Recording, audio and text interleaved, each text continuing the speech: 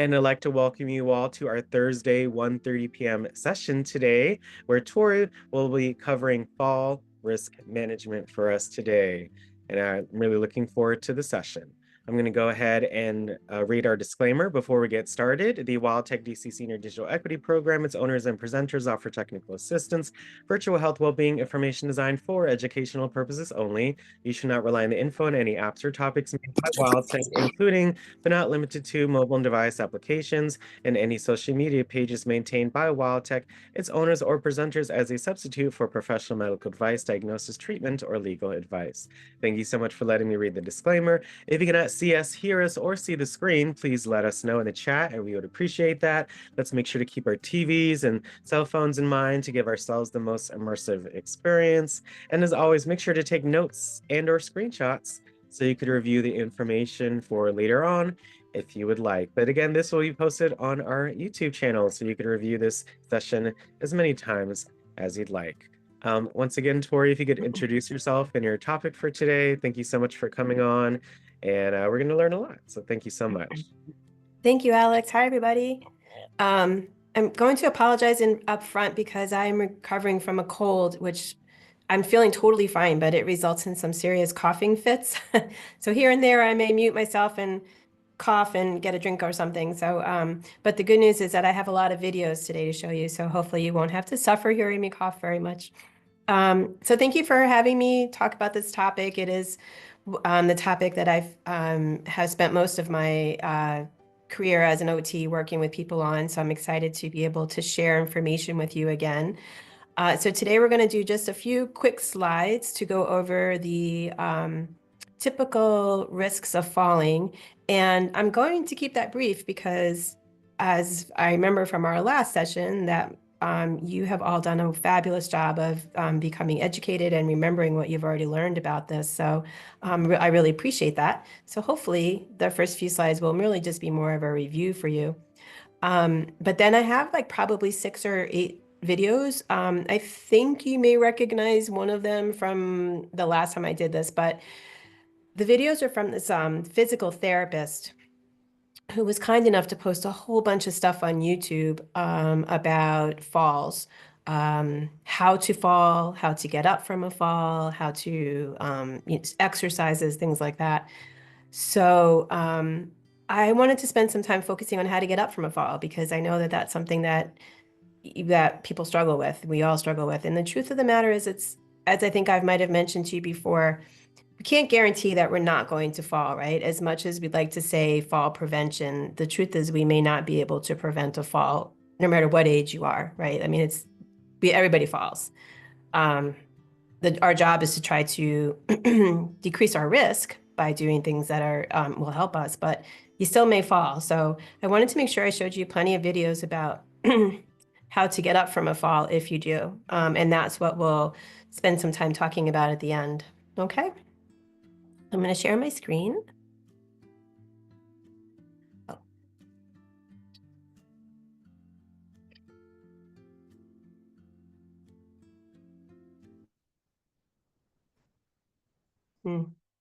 It didn't ask me to share my volume, Alex, I wonder. Oh, when you hit share, Yeah, when it on the normally right, does. share sound. Yeah, that's weird. It normally does. Oh, there it is. I got it. Okay. Sorry about that.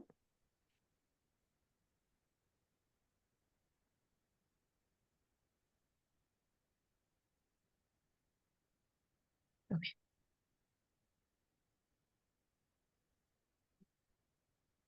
Okay. Excuse me. Okay. Fall risk management strategies. Okay, let's get started on this. Can everybody see and hear? Yep, you're good to go, Tori. Thank you so Okay. much. All righty. So what are some of the risk factors that will put you at or what are some of the factors that will put you for an increased risk of falling? So these are the ones that you probably are pretty familiar with. Of course, if you have leg weakness, if you have any balance issues, that seems pretty obvious, right? There are some particular medications that are linked with the risk of falling, such as anything like tranquilizers, sedatives, antidepressants. Any sleep medications you take will also, of course, increase your risk. And so will your blood pressure pills, because as you can imagine, the blood pressure pills obviously manage your blood pressure, right? So if for some reason it drops your blood pressure suddenly, that could put you at risk. If you're having side effects from it, such as dizziness, that can put you at risk. Additionally, you might be taking diuretics that potentially would lead to dehydration, and that would put you at risk. So, of course, I'm not telling you not to take these things, but please be very aware of how you feel when you take your medicines and talk to your physician, your providers, your healthcare providers about it in case you're having any concerns, because it's very important. And make sure you share with them any over-the-counter medications you're taking because they can sometimes interfere. And then vision problems, of course. If you can't see things in your path, if you're having any blurriness, things like that, of course. Sorry. Um, of course, if you're having any foot pain, and the reason for foot pain or would be that sometimes you might have like a corn or a bunion or something at one part of your foot that you might tend to avoid, and as a result, you've sort of like positioned your foot in a way that you're not as stable. So be very aware of those like little nasty corns and bunions and things that might happen on your feet. And of course, proper footwear is so important. We've talked about that, having good shoes that are very supportive. Ideally, you're going to wear shoes inside and outside. So maybe consider an inside pair of shoes. And of course, your home, like your environment in general, is you want to make sure that you don't have hazards such as things you might trip over. We've talked about throw rugs. We've talked about pets and putting bells or things on your pets so you know where they are and just being very aware of them. So I know you guys are all familiar with all that stuff. And then fear of falling is actually is a contributing factor to falls. And as the slide says, the reason is because if you're afraid of falling, chances are you're going to reduce your activities.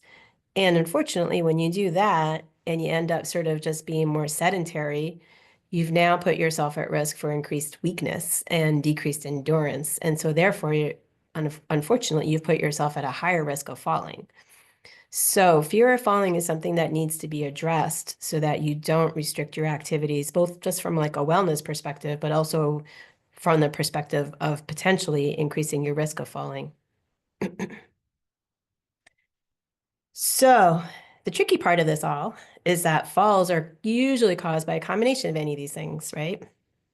So it's really important to be aware of all these multiple things and know that even if let's say, for example, you put a railing on your stairs or you put a grab bar in your shower, those are fabulous things that you can do to reduce your risk of falling, but it's not enough. Like you still need to make sure you have good balance, you have good strength, that your medications are not causing trouble.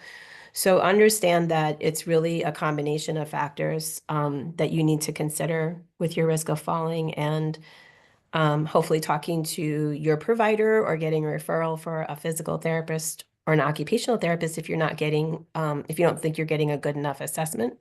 Because honestly, sometimes doctors don't, they're, I don't want to say they're not aware, but it's not necessarily their job to understand all the comprehensive risks of falling. And often they'll refer people to therapists to do a more comprehensive assessment. So if you don't feel like you're getting your answers from your doctor, maybe request a therapy evaluation. Oh, I already went to this slide. So what can you do? Talk to your doctor. Yes. So that's always your first step because you want to talk to them about your medications. You want to ask them to provide you a physical or occupational therapy assessment. Really make sure that they're part of your team because as I said, falls are multifactorial. So there's many people that can help you address the various things that might be contributing to your individual and personal risks. Absolutely strength and balance. If there's one thing, let's say you were like, okay, I can't, it's too overwhelming. I can't do all this stuff. The most important thing you can do is exercise. And I know I've talked about this before, and it truthfully, all the research points to this. This is the most important thing you can do is avoid inactivity and do your exercises. It is your frontline defense against falls. You want to do things that make you stronger, improve your endurance, and improve your balance. Also making sure that you have good range of motion in your joints. Some of you that have been with me before know my favorite exercise, which we'll talk about in a second for that. Of course, have your eyes checked every year. That's very important, making sure that if you have progressive lenses or bifocals, you're looking through the correct lens at the correct time. That's really important. And then, of course, making your home safer. So a lot of this is obvious. Grab bars, 100% are so important. Grab bars and railings are the two things that they know can really reduce your risk of falls. Everything else can certainly help, but by far and large, grab bars and railings are the most important thing you can do. And this one I always add because I think it's very important for us. This is regardless of your age, preventing a fall, whatever you do, it's so important to be mindful. I would venture to say if most, if not all, accidents are caused because we haven't been aware of what's happening, right? And they happen so quickly, unfortunately. Whether it's a car accident, whether it's something when you're cooking dinner and you like, turn away for a second, this really relates to everything. So really try to be very aware of your surroundings and also be very aware of your body, and really how you're feeling. So if you stand up and you're feeling a little dizzy, acknowledge that and wait till you feel like you can move. If you're outside and you're feeling like you need to sit down, have somebody help you find a place to sit down. Like just be very aware of all that. And that really will go a long way to reducing your risk of falling. And again, the mindfulness actually I think can help reduce your fear of falling, because you'll know if you're paying attention and you're paying attention to your surroundings and to your body that you're in control, and you've empowered yourself to be able to reduce your risk and hopefully reduce your fear. A healthy lifestyle, of course, it's important for every factor of our lives, isn't it? But certainly as well for falls. So you want to have good nutrition. Again, I hesitate to give you any specific advice about this because I'm not a physician, but the research has shown that vitamin D is important. So I would talk to your physician or your nurse practitioner, whoever you work with, to make sure that you have adequate vitamin D levels. Staying hydrated is so important. There is an anecdote I think I've shared before with a colleague of mine who works in an assisted living facility, and they really try to push increased hydration, and they found a hugely significant decrease in the number of falls. So staying hydrated is so important. Of course, good sleep and staying active, like we talked about. And I'll give you a little anecdote here. So, I always bring my mother into these conversations. Um, but she recently wasn't feeling well, and we went to the doctor last Wednesday, and I asked the doctor to pull her vitamin D and her vitamin B12 levels, which turned out to be low. And so, who knows if that's the only reason why she wasn't feeling quite herself, but it's an important reason to consider. So, number one from the story is make sure you're a good advocate for yourself and you know what to ask for or have somebody with you to know what to ask for. And number two, like be really aware of those factors in relation to your health and wellness. Okay, so we're going to talk about some things that you can do today. You can do right away. So, as I mentioned, my favorite exercise for your ankle range of motion is pretend that your big toe is a pencil and you're going to try to write your name with your big toe. And I think you guys have done these kind of exercises before because we've talked about it. I know you can write your name, you can write the alphabet, you can write whatever you choose. But the nice thing about doing that is that it makes sure that you get all of the range of motion of your ankle rather than just doing the up and down pumps, because you want to make sure that your side to side is also good. Because honestly, in many ways, that's the range of motion that's going to help you if you get knocked off your balance. Another super important thing, and I know I've heard you guys talk about this, and I'm going to stress it again. When you stand up, make sure, scan your body, make sure you don't feel dizzy, you don't feel short of breath, you don't have pain somewhere that you didn't realize that's going to knock you off your balance.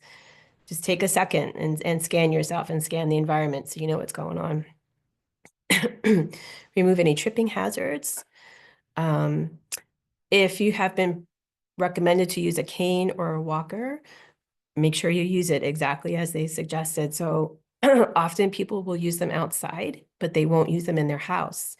And excuse me, I need to take a sip of water. Hang on a sec. It probably is needed inside the house as well. So make sure when you talk, whoever gave you that cane or walker, that you ask them where you should be using it. And also on the canes and walkers, I want to add a little aside to that. I know many of us get our equipment from friends or relatives, and that's fabulous, because certainly we should reuse equipment. I think that's a nice idea versus throwing them away or that kind of stuff. But when you get them, please be sure that you have somebody who is knowledgeable of using those devices, fit it to you, and show you how to walk with it.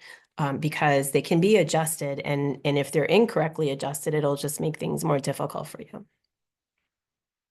And then again, we talked about shoes, making sure that you wear shoes or something really good inside your house as well as outside. So people are generally very good at wearing good shoes outside the home, but not so good necessarily inside. So just be mindful of what's on your feet inside as well. Alex, I know you guys have said you've done this before, but on the National Council for Aging, they have a quick little assessment you can do yourself to see what your risk factors are. So I would recommend, if you haven't done it before, to do it, or if it's been a while and you need a refresher, to do that again. All right. Oh. Okay, so I'm going to get to our first video. So again, as I said, this is a gentleman. He's a physical therapist, and it seems like he's made his practice on excuse me, on fall recovery. So this is what he recommends you do if you have had a fall. Here's the 8-point injury checklist. You're on the ground, you should check yourself first, and there's a little step-by-step thing you can do.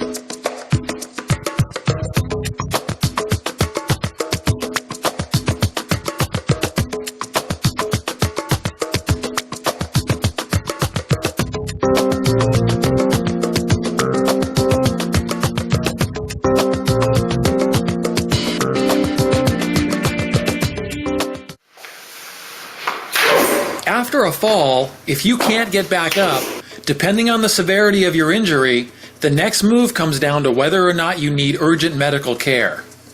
If you feel like you might have a major leg fracture, for instance, then your first concern, instead of trying to get up, should be trying to get help right away. Your goal should be to move yourself however you can from where you are to a place where you can get the help you need as soon as possible.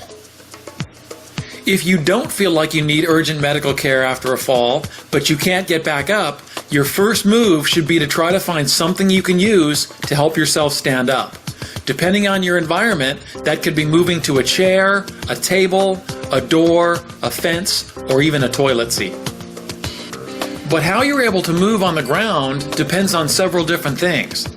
The surface that you fell on, whether or not you can get to your knees, your physical condition, and where you may have sustained an injury. Change any one of those factors and it might completely change the way you need to move. Up next, I'll show you 3 ways to move on the ground that you can use in just about any situation. Okay, so I'm going to move on to how to actually get up from a fall. But as you heard, the most important thing after a fall is to check yourself. Make sure you don't have any injuries. And then because your decision of what to do next will be dependent upon that situation, right? And as he said, a lot of this depends on your prior physical condition. So again, I'm going to stress the stronger and the more active you are beforehand will certainly make it easier to recover from a fall. Okay, so this is one of his, an excellent method for getting up from the floor. I have tried this technique that he has, and it's really amazing. So hopefully you'll be able to learn from this.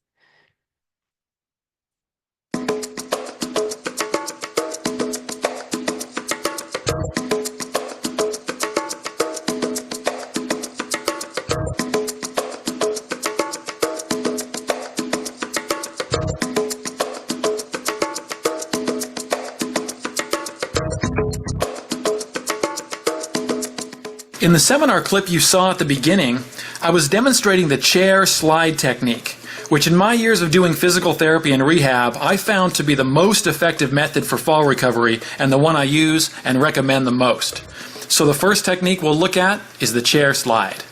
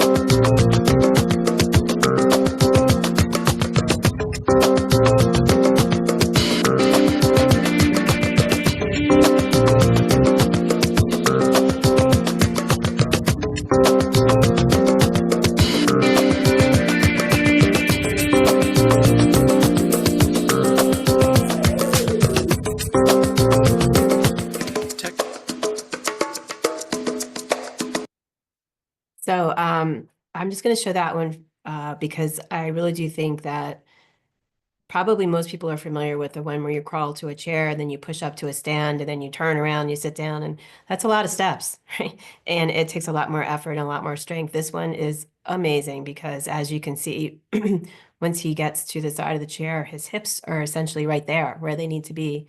It's just a matter of a quick little push and you get your hips onto the chair. So that is, I'm glad that he showed it many times and we can go over it again if you'd like, but it's a really amazing technique. So now we're going to go by, he actually did some ones that room by room. You're going to see that technique many times, but it's still interesting, I think, to look at room by room.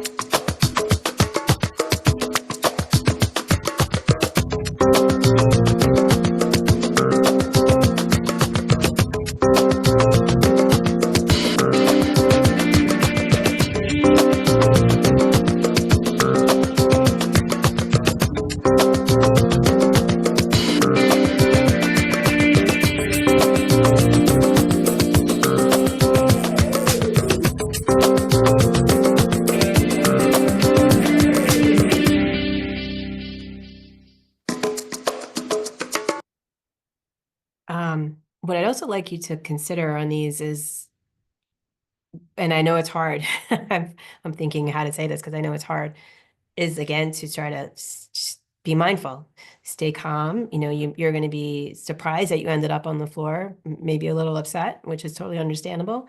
But take a deep breath, look around at your environment. If you're not injured, make a plan. And if one plan doesn't work, there are other options, as you can see. So just keep that in mind, because unfortunately, when we're in a state of heightened stress, which really is what you're in after some sort of injury like that, or at some sort of incident like that, we don't always think straight. So it's really important that you take a second and really try to calm yourself down and make a plan, whatever that plan is. Right, let's go on to the bedroom.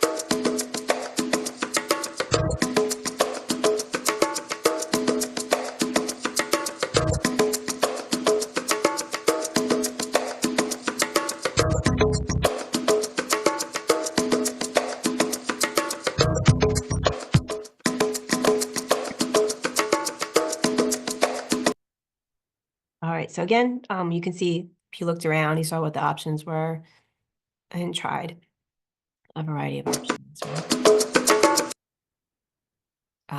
Okay, so these are more. You're probably going to see a lot of the same techniques, but I think that's okay.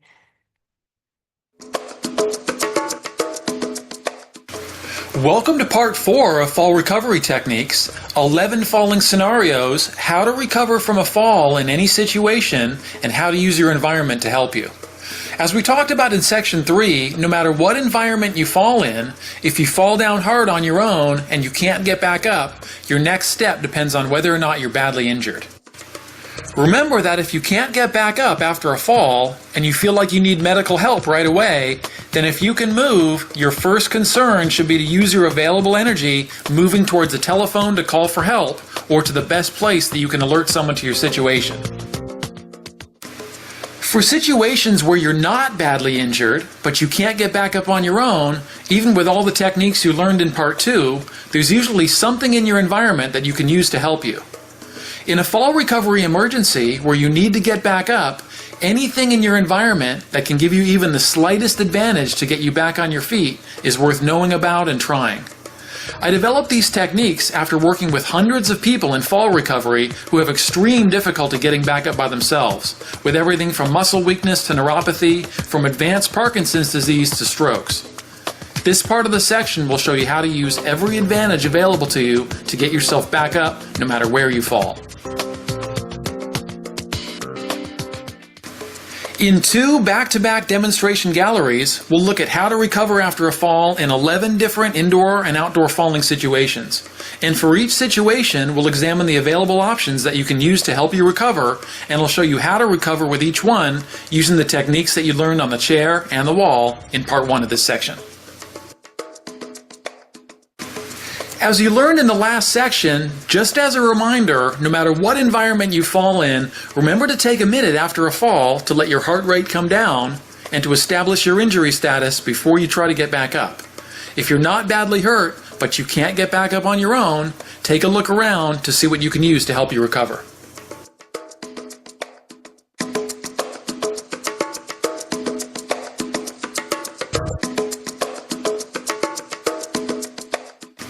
If there was a good thing about falling indoors, it would be that you usually have access to a phone and you almost always have access to stable objects to help get yourself back up, like chairs, couches, walls, and tables. Up next, we'll look at 4 indoor falling scenarios. We'll examine each situation to find the best options to help get yourself back up, and we'll quickly go through a list of techniques to use with each one. For step-by-step instructions on all the individual fall recovery techniques, make sure to re-watch part 1 of this section. I'm going to skip over the inside stuff because we've already done all the inside stuff that we can, well, actually.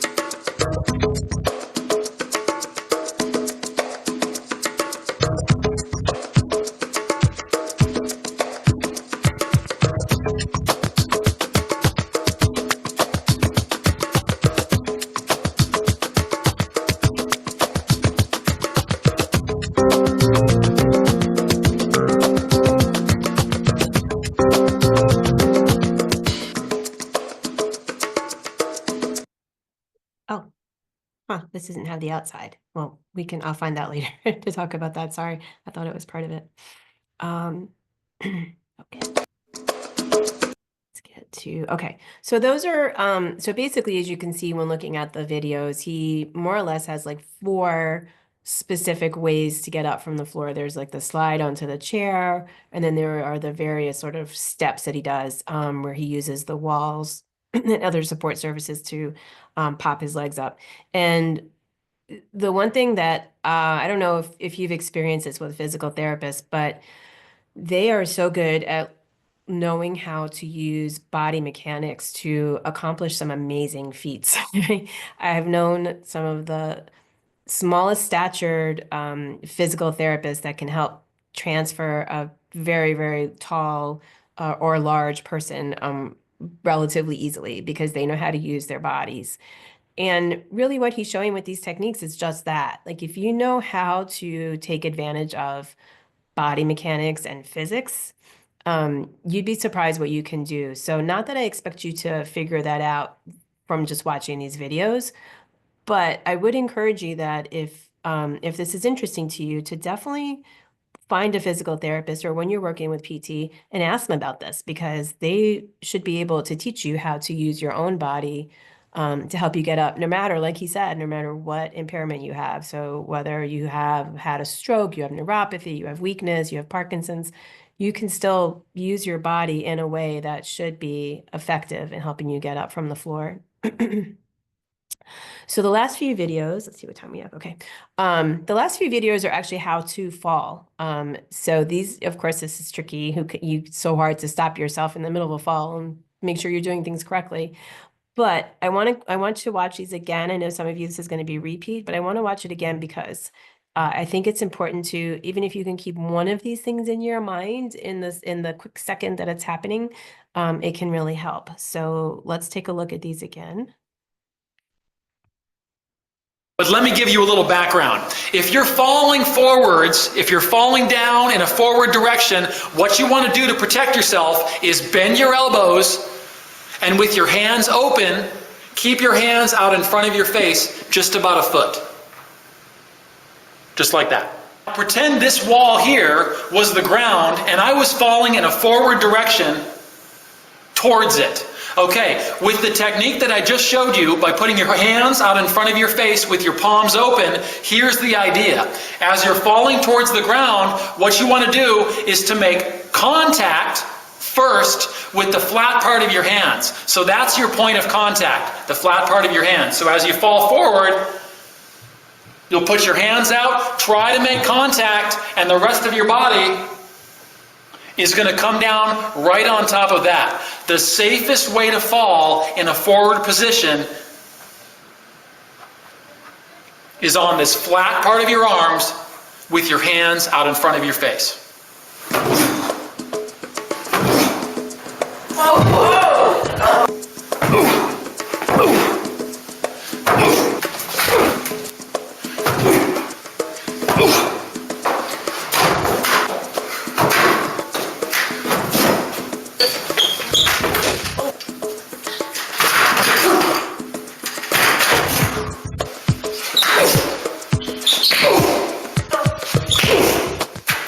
Who's ever fallen forward? Fallen kind of on their face at some point in their life, right?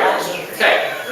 Now, there's a technique to doing everything, as you probably noticed. There's techniques to falling properly without getting hurt. And I'm going to cover those right now. Now, if you're falling forward, what you want to do is put your hands in front of your face. And of course, I'm going to be demonstrating full blast on the floor. I'm not going to stand up here and talk about what to do. I'm going to fall on the floor, full blast, no pads.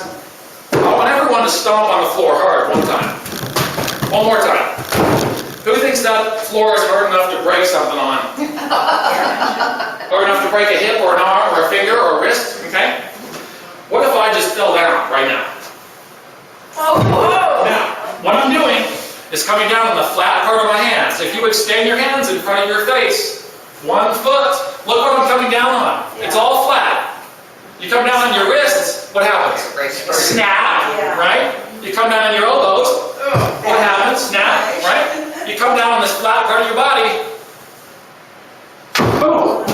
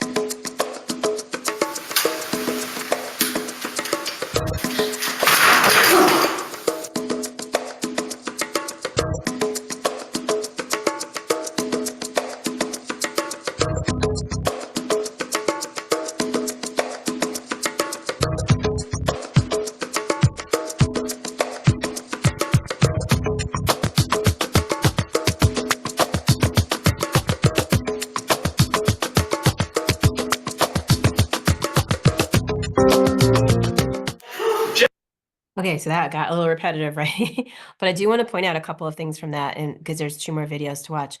I'm glad that it was repetitive because hopefully you could see what he was doing.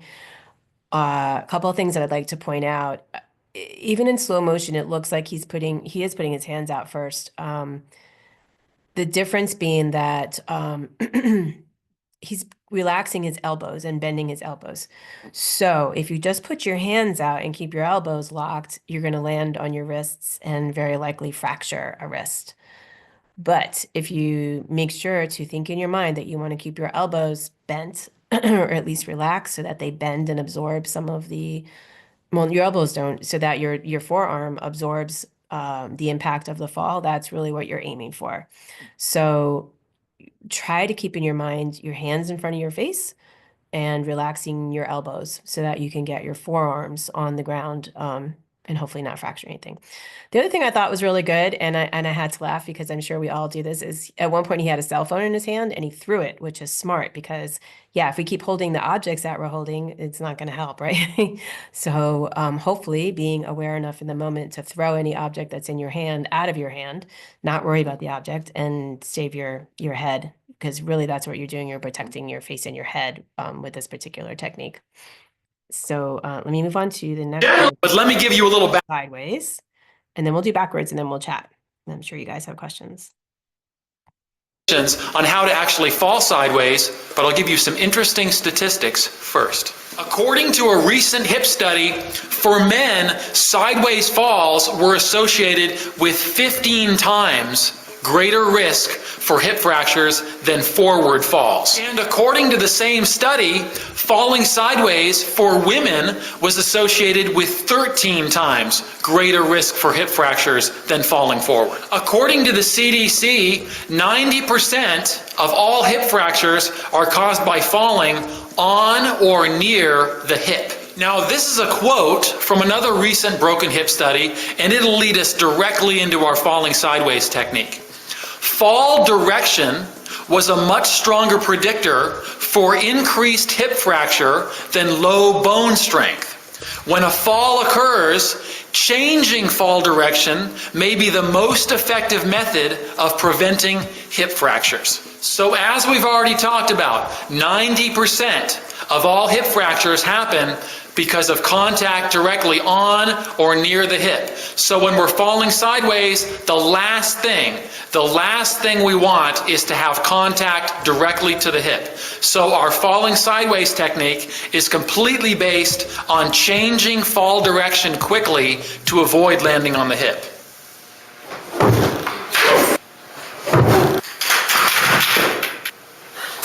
Now I'll give you a bunch of demonstrations here in just a moment, but here's a little background on falling sideways. Okay, the last thing we want is contact directly on the hip. So if we're falling sideways, let's say we're falling to the left in my case, if we're falling sideways, you can see what's going to happen if I turn my body away from the direction that I'm falling.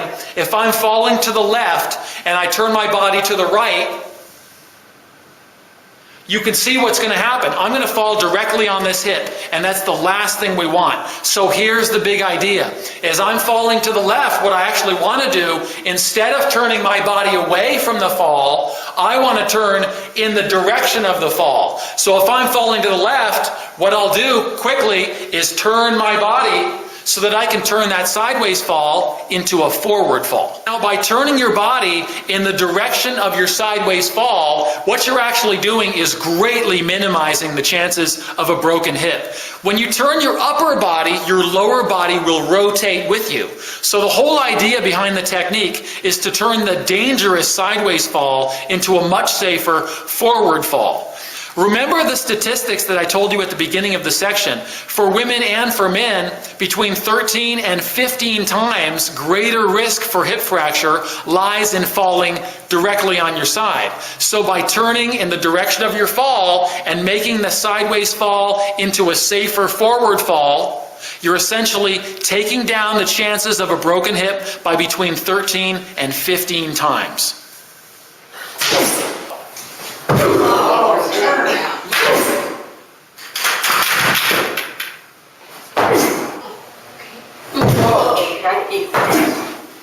How is a hip really broken? Okay? Generally speaking, if you're falling forward, it's almost impossible to break your hip. Okay? You're not going to get a broken hip by falling on your face. Okay? What's going to happen is if you're falling sideways and you land right here, when people talk about a broken hip, we're not talking about the pelvis. Like when people put their hands on their hips up here, The hip is actually that part of your femur bone, okay? Your femur bone is this big upper thigh bone here, okay? As you know, it's got a ball and socket joint that goes in. When people break their hip, generally speaking, it's right in and around that ball joint, right on the side. So if you land right on your hip, that's the best way to break it. So if you're falling sideways, if I was to fall to the right and turn this way, what's going to hit the ground first? Your hip. My hip, right? So let's say I'm falling sideways. Oh no. Look at my feet. They're straight down, right? Now, if you're falling sideways, you want to turn into your fall. And a fall occurs, changing fall direction may be the most effective to prevent hip fractures. How does that tie into our falling sideways technique? We're doing exactly that. We're changing direction. You want to break your hip? Come right down on your side, okay? You don't want to do that. So if you feel yourself even momentarily falling to the side, the mistake would be to turn away from your fall. So just like with the falling forward, the quick tip was put your hands in front of your face. This is almost exactly the same. You fall to the side, you turn into your fall. So if you're falling to the left, you turn your body to the left. And it's exactly the same technique as the falling forward. So if you know how to fall forward, you know how to fall sideways, right? So let's fall sideways, okay? Okay? You see something in common here? Mistake would be, if I'm falling to the right, would be to turn to the left. If I'm falling to the right, turn your body to the right and land in that forward fall position. Now, I'll do it one more time. This is going to prove a point. Now, your body will turn with you, okay? So you're not going to turn your body like this and your lower body's not going to stay like this. It's going to turn with you, okay? I'll do this to prove a point. I'll tie my legs together, okay? And I'll do the same thing. I'm going to fall to the side. I'm not going to untwist my legs. I'm just going to turn and fall to the side. See my feet? They come untangled. You come forward, you don't land on the side of your hip, okay? Big key to not breaking your hip right there. So, if you can turn into your fall, your chance of breaking your hip just went down 15 times. Okay? Now, everyone still breathing here? Okay, so I don't know if he's going to show any more technique closer up, but this reminds me, yeah, he's going to show up. I just want to say something because this reminds me, I don't know if you remember when I was learning to drive, they always said to turn into the skid if you're starting to skid. Now I thought that makes no sense at all. But I know that's the right thing to do. And this is very similar. So you have to turn into the fall so that you can protect yourself.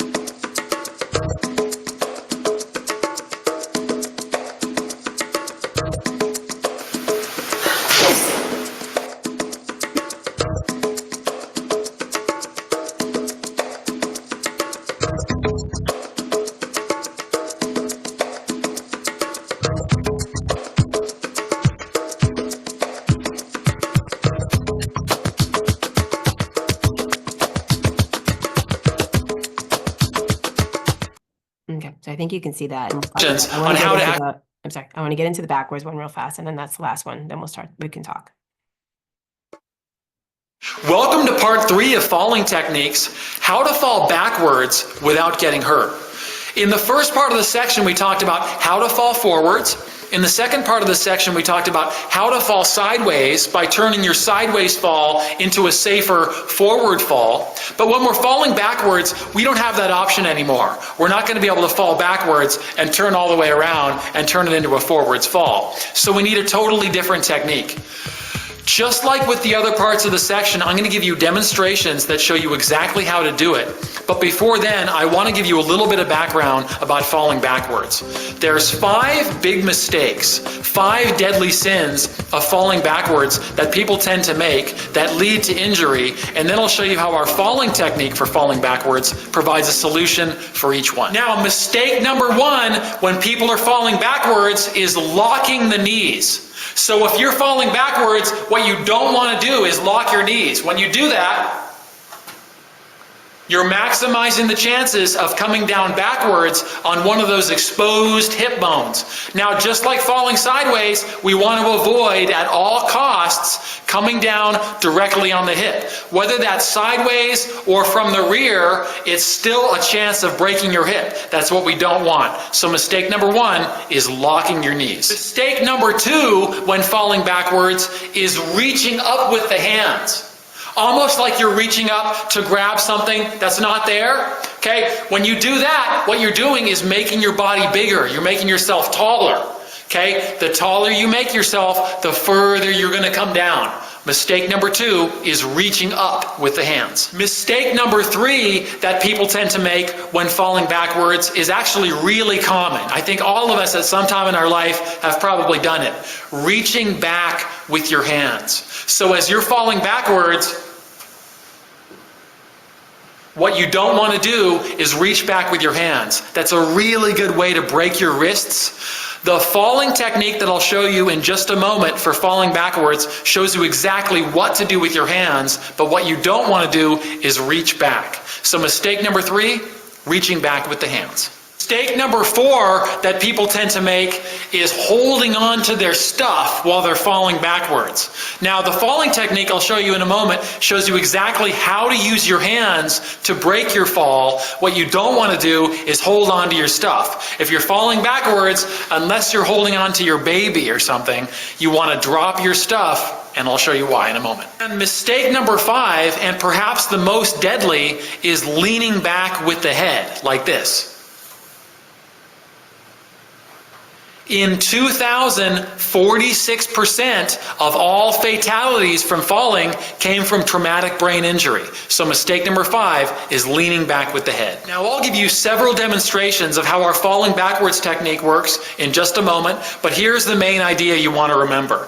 When you're falling backwards, the main thing you want to remember is bend your knees or sit into your fall. By sitting into your fall or bending your knees, what you're doing is effectively reducing the distance between you and the ground as you're falling.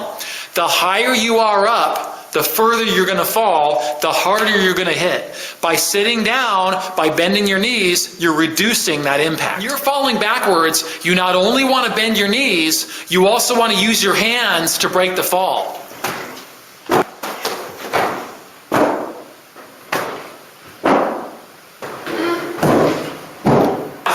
Falling backwards. Everyone's done it, okay? Now we talked about broken hips. Falling sideways onto the hip, I'd say, is the number 1 best way to break your hip. So if you're going to fall sideways and land right on this sideways, that's probably your number 1 best way to break it, which we don't want, okay? Now falling backwards, it's the same bone. If I fall at an oblique angle, like this, what's going to hit first? The hip, again, right? It's still exposed.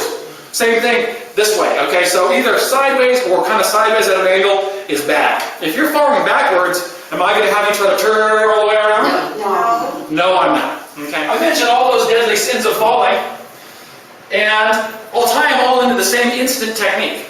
So if I'm falling backwards, we don't want to bend the knees, or we don't want to lock the knees. We don't want to lean back with the head. We don't want to reach up with the hands. We don't want to lead back with the head. And we don't want to reach back with the hands. So I would bend my knees. Come down. Okay, what I'm going to do with my hands, I'll show you how to use those. I want to do this several times so you can kind of get the feel for it, okay? What we'll do is as you're falling back, you bend your knees, bring your hands down, palms down, flat to break your fall, okay? So I'm just going to fall. Just like that, okay? What you're doing by doing this, I don't know if any of you have ever taken judo or anything like that. What they teach you the first day, because they throw each other all over the place, right? What they teach you the first day is how to break your fall. So as you get tossed, they show you how to use your hand one way or use your hand the other way. This is the same idea. As you're falling down, what I'm going to do is just bend my knees. I'm obviously not leaning back like this. Yeah. I'm tuck my chin. Luckily, most people tend to naturally do a little bit of that. Okay? We kind of intuitively know not to bang our head, but bend the knees. Just like that. Generally speaking, when people fall backwards, they usually trip over something, and they usually have stuff in their hands. Okay, so I was walking and talking on my cell phone, going backwards, blah, blah, blah, blah, blah, blah.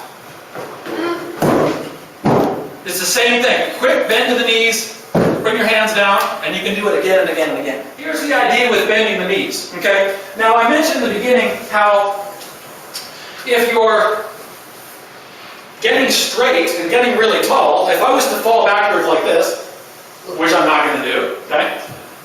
I would maximize the impact to my head. By simply bending my knees, I'm cutting the impact down by 50%. Okay? So if you find yourself falling, just sit down.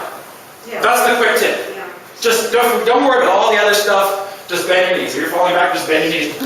And no matter what, remember, you're falling anyway. You're going to be on the ground one way or the other. You have to hit the ground so you can minimize your impact by bending your knees. Okay?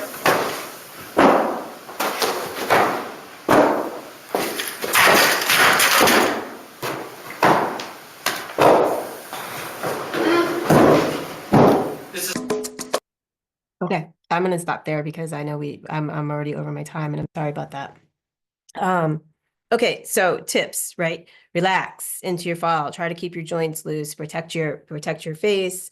The forward fall, kind of come down here. The backward fall, same idea. As you're coming down backwards, you're coming down your forearm and your flat palm. You're bending your knees and relaxing into the fall. I know these are all hard to do in the moment. Trust me, I understand that. But if you can just keep a few of these techniques in your mind, that would be great. Ideally, you're going to reduce your risk and not fall because you're doing exercises and you're keeping hydrated and you're doing everything else we talked about in the beginning. However, you may fall. So you want to fall safely and make sure you can get up. So it's a lot of information. I'm happy to stay on for a while if anybody has any questions. Oh, well, thank you so much again, Tori, for your session today. I was never taught as a kid kind of how to fall, so that helped me. I really appreciate it if I'm ever in that situation. And I think that just goes for anybody. So please share this information as you guys have done before with friends and family and community members. You may just help someone out. And please raise your hand if you have any questions for Tori, any comments, what you learned today, anything that surprised you, or anything that, again, you might want to share with someone. Or again, if you just want to share how you felt about the session today, please raise your hand in Zoom. While you all raise your hand if you have any comments or any questions for Tori. Again, Tori, thank you so much for those videos. I think you formatted the session in a great way, talking about the risk factors and some things that folks may not think about, which is really great, and just going deep diving into how you can really protect yourself. So two things I noticed is especially footwear. You notice the different environments in the videos, like the bathroom had the tile and there was carpet, or it was, on the ground in the dirt. So I remember you speaking about wearing shoes in the home.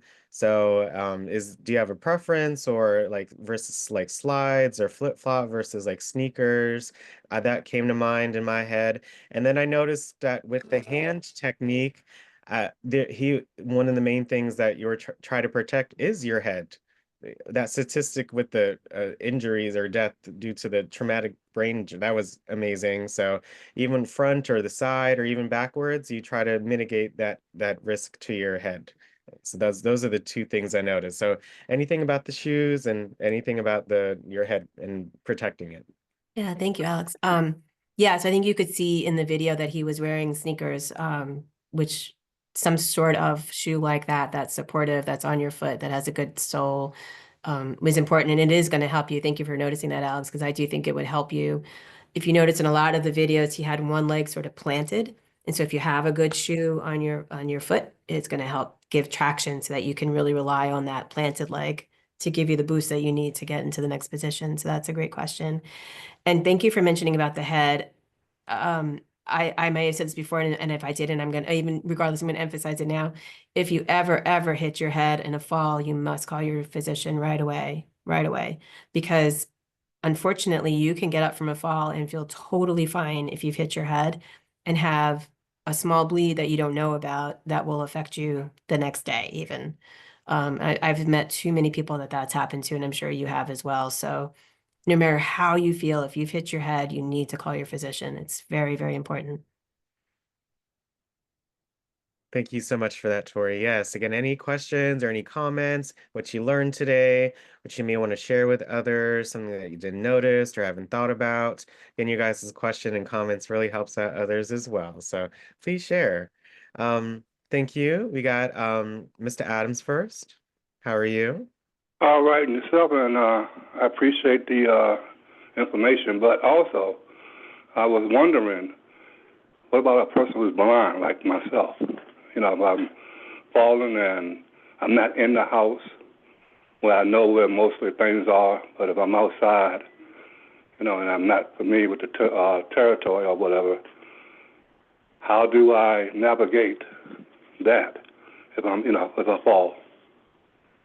Yeah, it's a good question. The first thought that pops into my mind, and I'm sure you already do this, is to make sure that you have some sort of device with you that you can contact somebody if you need help, right? Either, if you're outside and there's people around, you can certainly ask for help, but also do you always have like a cell phone or something with you at all times when you're outside? Yeah. Yeah, I don't, unless somebody else has a good idea, I don't have a specific piece of advice for you for that, because that's a really good question. If you can't see what your surroundings are, it would be very hard to make a plan.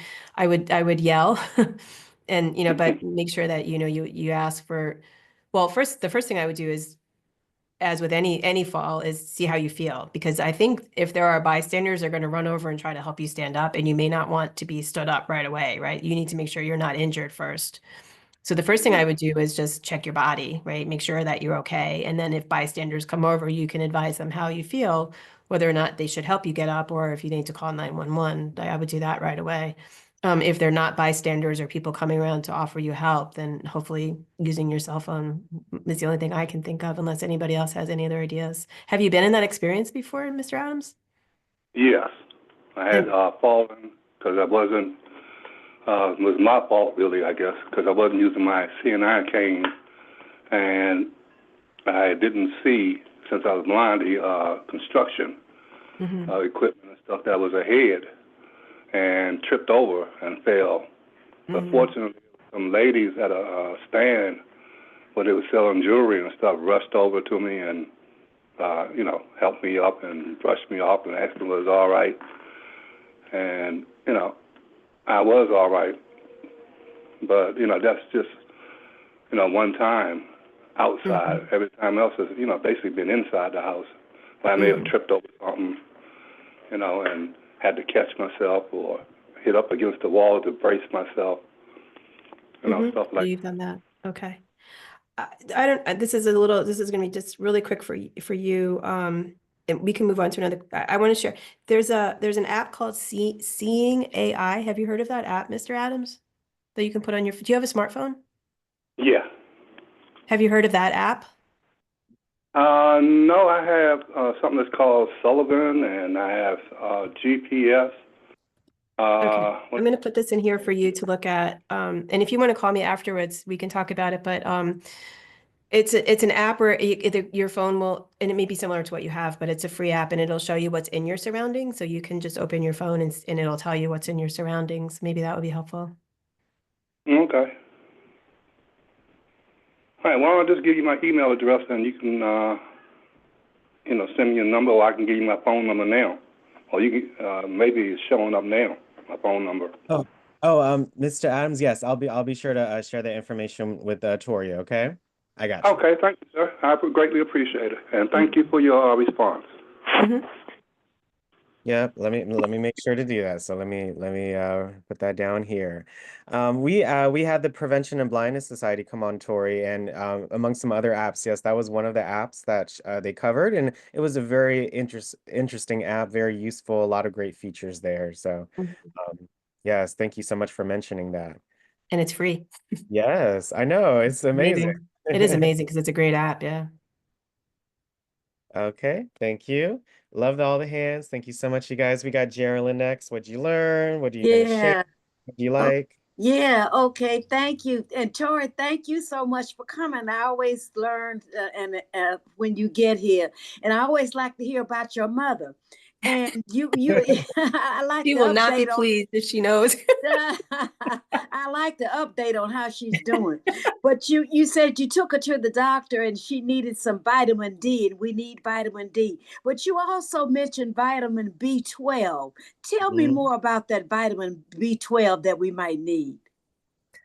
Okay, I'll just mention it very quickly here, but I'm going to do another session about nutrition. We'll talk about it more. Okay, okay, But B12 is, so the reason I mention is because my mom is a vegetarian, and so you get B12 primarily from animal sources. okay, So okay. we had to, as a vegetarian, if you don't eat a lot of animal sources, particularly You meat, might you might need it. need And it. so Okay, okay.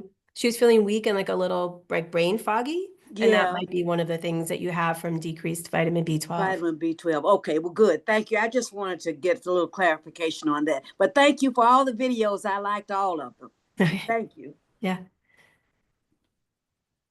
Thank you so much, Geraldine. Yes, vitamin B12 isn't produced by the body either, so or plants. So yes, mostly in animal products. So thank you so much for sharing that.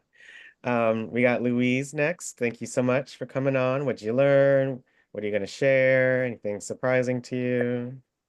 I learned a lot because I've fallen forward. And I was thinking when I was going down, I don't want to hit my left arm because that's where I have the tremors with the Parkinson thing. And while I'm going down, I'm thinking, oh my God, which way I'm going to land? And so I tried to land on my right side with a tray in my hand. Oh no. And the tray had stuff on it. And so on going down, I'm thinking, don't go on the left, turn towards the right. But then I felt fine. I wait a little bit, then I got up. Then later on, I started feeling like a achy on my right shoulder. And so I went, they said there was no fracture. But I think they made a mistake somewhere because it was 2023 December, and I had to go this January, which is 2025, because I start having trouble when I move my arm a certain way. I hear it go like it pops, Mm. and they said I have a tear, a tear in the right shoulder. So I saved the left side, but now I have a tear Oh on. no. Yeah, but I got some exercise that I'm working on. And if it keep bothering me, then I have to get an injection or something. But I said I'd rather try the exercise first. Yeah. But it was my mom passed away, and I like her little slippers, just a reminder. So I was wearing it. Oh my goodness. And superstitious people would say she tripped you, but anyway, it fell off my feet. It didn't have a back pulling up. It just a slip on, and so that's how I end up. So I learned a lot now. I haven't fallen since 2023. Thank God. No, hopefully not again. Yeah. Well, And thank I'm you for looking at everything that you show, and I said a lot of good techniques. Yes. yeah, he's amazing though. He's got a whole bunch of videos. I can share his channel with you. But well, it's funny thing is they're all from 8 years ago. So he some of the references are a bit dated, but they're also good techniques. But thank you for sharing your story because unfortunately you highlighted a lot of the things that you do wrong, right? Which is okay because you learned from it. So that's good. And I think we all do that. We all like hold on to like what's in our hand too, because Hmm. you just think like you have to, but there's nothing you're holding other than a baby, like he said, that you can sacrifice for your bones and for your health, right? So just try to keep that in mind. Yeah, and it was so funny that my brother came to help me up, but he said I have to learn to get up on my own. He took whatever I had in my hand and left me there. He's watching to see, Oh my goodness. and so I had to crawl to a chair. But I didn't sit on the chair, but I held on to the chair because it was heavy, and I'd be able to stand up on my Uh-huh. own. Yeah. Yeah. Yeah. I would suggest if any of you, again, I'm really gonna emphasize this. If you're going to physical therapy now, or if you haven't even been for a while, you're totally eligible to go to physical therapy, even just for an evaluation. If you don't have a specific problem, you just want to go for an evaluation. And if you feel comfortable, which hopefully you will, is get on the floor with the physical therapist and practice how to get up. Because if you practice it, if you're in the situation, you're going to feel a lot more comfortable than if you don't practice it. Right. So I know it's a scary thought to imagine going on the floor, but if you're in a clinic with other therapists, you will get up, you'll be fine. But it's very, very important to practice these techniques. It's scary when you're alone. Yeah. Yeah. So you want to empower. This is all about empowering yourself. You really want to empower yourself to manage a situation that may or may not happen. You know, it happens to all of us. We all fall at every age, right? So to be prepared and empower yourself to be able to make a good decision in the moment is Yeah. really will make a big difference. Yeah. Thank you so much, Louise, for sharing. You're welcome. Appreciate it. Mm-hmm. I love that idea about practicing with the physical therapist, Tori. It's like if you don't practice, if you're playing an instrument and you're at the whole show and you haven't practiced, then you won't get a good outcome. So that just made me think you have to know your body so you can know what to do with your body in those situations. So that's a great tip. Thank you so much for sharing that. We got two more hands, but again, any other thoughts, please raise your hand or use the chat. Okay, you guys? And Tori, I made sure to send you that direct message. Okay. hmm Hello, Anne. Thanks so much again for coming on. What'd you learn? Anything you're going to share? Anything interesting? Well, I fell the Sunday, and my bathroom is very, very small. So I was coming out of the bathroom, and I've been having a weak leg problem, my left leg, and I felt it going, but there was no place for me to actually go without hitting something. So I kind of like angled myself, and I learned to put something in front of my face. And so when I landed, I hit the door. So I was able to maneuver myself around to sit up. And once I was sitting up, I have a pole by the chair that goes up and down the steps. So I was able to get myself between the chair. The chair happened to be turned around, so I didn't have to lift any thing. And I pulled myself up. I think I pulled my arm because it's hurting, but I at least knew that. But I have a problem with my knees. So what do you do when you have problems with your knees and you can't get on them?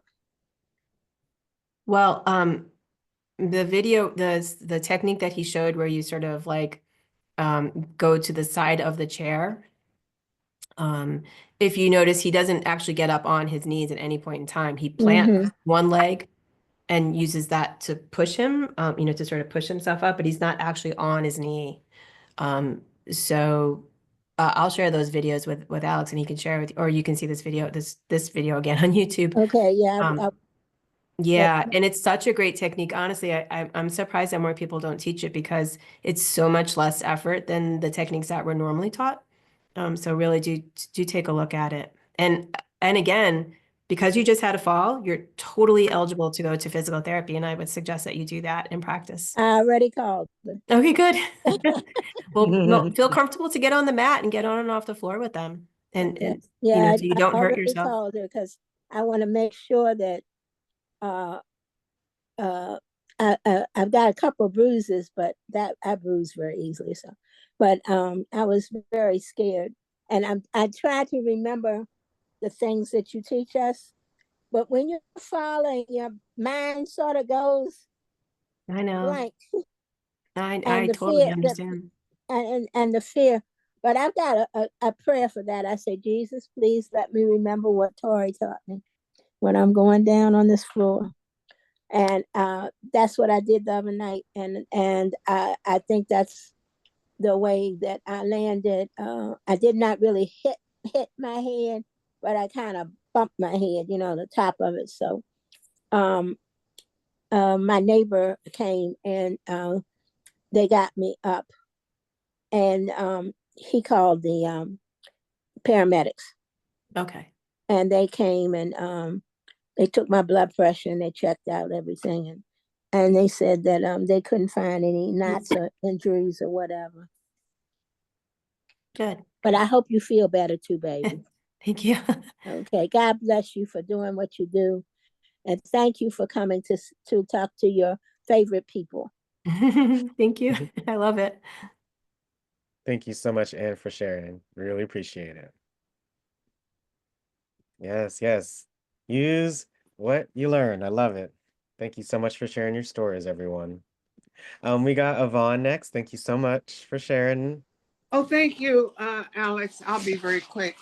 Tori, in the event you are fortunate enough to be in the presence of someone who has fallen, do you think it's best to leave the person alone, call the paramedics, or try to help them? Because in the event that there's a fracture or some other injury that you could um, even aggravate by trying to help them get seated or, you know, in a comfortable position. You think it's best to leave them where they are and call the EMS as quickly as you can and let them do the evaluation? Thank you for asking that. And I think it's very dependent on the situation, right? So in the very first video, he had that 8-point check, where he basically went through all the joints in his body to, see if everything's okay. So a couple of things. If the person's scared and doesn't even want to do that 8-point check, definitely call 911. But if they're like, I'm fine, I'm fine, I'm fine, have them do that. Have them check their ankles, their knees, or, all those joints. If for sure they're fine and they want your help, and you think you can safely provide that help, then I think it's okay. Any point in time that you're uncomfortable, the person's uncomfortable, definitely call 911. And especially again, if they've hit their head. But if they feel like they've gone through that injury checklist, they're feeling okay, and they're in a situation where you can assist them to a chair or to some sort of device to help to get them up, I think that's okay. It just really would depend on the situation. Does that answer the question? Oh, Yvonne, if that didn't not answer your question, or if you have another one, raise your hand. But I see you muted yourself. But that was some great advice, Tori. And just that 8-point checkup, I think that's great. I never kind of realized to ever do that after a fall, but it was quite easy to remember because he went from his feet to the head basically. So checking Mhm. each point. So that's really easy to remember after any fall or any injury. I mean, is that what, athletes do when they fall, or that's, that's Yeah, what I think would yeah. happen. Yeah, I would imagine it's probably intuitive. Like those football players that are on the ground all the time. I don't know. They must they must intuitively. I'm sure they know how to fall. But they may know how to check themselves out afterwards. Yeah. Right, right. Mm. Any other quick thoughts or comments for Tori? But in 1 minute or less, Tori, maybe two or three major points for today, maybe things that you want folks just to remember in case there are any of these kind of situations that you talk with us about. Okay. Ooh, 2 or 3 points. Such a big topic. Number one, exercise. So important. So important for everything, but very important for this. To be mindful of yourself and the environment. And three, I guess, me. Wearing good shoes in the house so that if something happens, you'll be able to, well, you'll decrease your risk, but you'll also be able to use any of those techniques to help you get up. And well, maybe if I can change three to working with a physical therapist to practice, maybe we'll say that, to give you exercises and to practice getting up from the floor. Yes, yes. Don't be afraid to ask for help. Do you You got to know? help yourself so you can help others. Yes, yes. We talked about this last year, and I think I have it again, or if not, I'll talk about it every time, you really, really have to advocate for yourself. It's so important. Well, thank you so much, Tori. Thank you for the wonderful presentation and the information. And as always, just make sure you contact your primary care providers, doctors, if you are experiencing any challenges or issues or medical problems, anything of that nature. so that way you can get the best help that you need. Besides that, make sure you all stay on for our poll. But let's say a big thank you to Tori for presenting our session again. We'll see you next time. And thank you so much for presenting, Tori. Have a wonderful day and weekend. Thanks. Good seeing Thank you. you. Thank you Tori. so Bye, much for Tori, your that was good. presentation. Bye. Very good Sweetheart. information. Thanks a Thank lot. you. Thank you. So Thank you. Have a much. nice Troy weekend. with a girl named Rachel. Thank you so Thank much. you. Bye, guys.